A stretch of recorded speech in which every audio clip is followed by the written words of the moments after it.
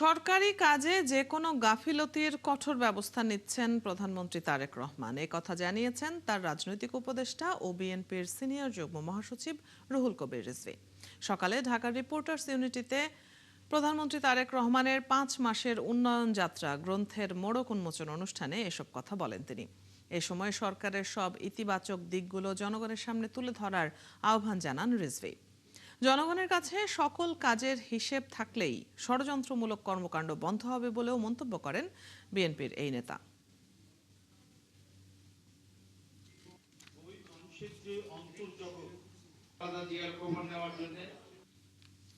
এই সরকার এই 5 মাসে কি করেছেন তার একটি পরিসংখ্যান সহ কিছু ঘটনাবলী এইটাতে তুলে ধরেছেন নাজমুল হাসান সাহেব। তিনি তার প্রতিশ্রুতি বাস্তবায়ন হচ্ছে কিনা এটা তিনি দেখছেন, এবং সেক্ষেত্রে কোনো গাফিলতিও তিনি যেমন সেটিকে